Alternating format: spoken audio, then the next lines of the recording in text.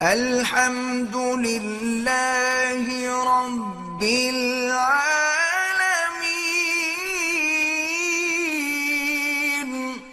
سالگرہ منانا بھی ناجائز ہے اور کھانا بھی ناجائز ہے۔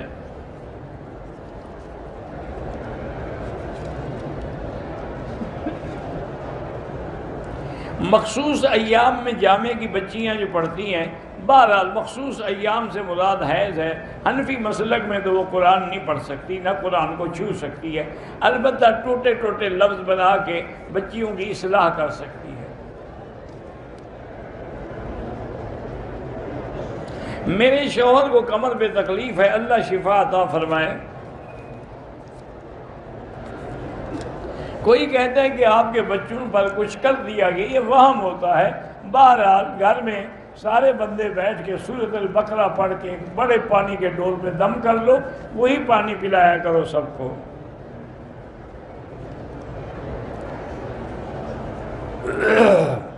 بچے حفظ کر رہے ہیں لیکن ذہن کام نہیں کر رہا، تو یا قوی یا متین پڑھ کے دعا کیا کریں۔ فجر سے پہلے 2 سنتیں وہ مؤکدہ ہیں، ظہر سے پہلے 4 مؤکدہ ہیں، بعد میں 2 مؤکدہ ہیں۔ عصر اور عشاء کی پہلی جو سنتیں ہیں وہ اگر نہ پڑھی جائیں تو گناہ نہیں ہے۔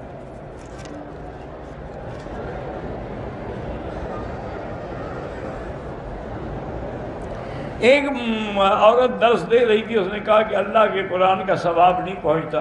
بہرحال فتویٰ اسی پہ ہے کہ ثواب پہنچتا ہے، صرف امام شافعی رحمۃ اللہ علیہ انکار کرتے ہیں، باقی سب آدمی ثواب پہنچنے کے قائل ہیں۔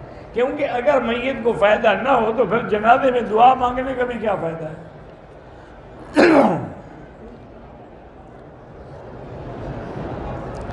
بہرحال 4 رکعت جہاں حنفی ان کے نزدیک تو کوئی سنت بھی پڑھنے کی ضرورت نہیں۔ ایک دفعہ کوئی چیز اللہ کے لیے قربان کر کے جنت میں طلب کرنا، بالکل جنت میں جو بھی مانگو گے ملے گا۔ نفلی عمرے سے نفلی طواف زیادہ بہتر ہے۔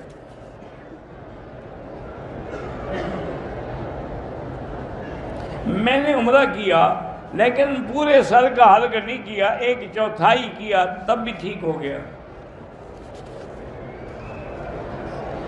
عمرہ یا حج کی قبول ہونے کی علامتیں یہ ہیں کہ اس کے بعد تمہارے اعمال جو ہیں وہ اچھے ہو جائیں، تمہاری سیرت صورت عمل سنت کے مطابق ہو جائے تو سمجھو کہ قبول ہے۔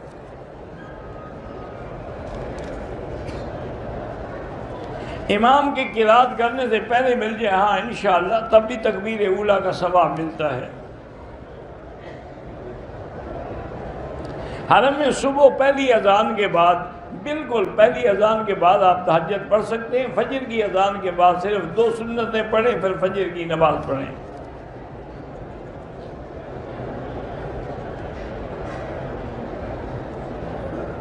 بہرحال حنفی مسلک یہی ہے کہ آخری جو رکعتیں ہیں مثلا 4 عشاء کی، پہلے میں فاتحہ اور سورت امام پڑھے گا، آخر میں فاتحہ پڑھے گا۔ کہتے ہیں جی کہ بیوی حاملہ ہے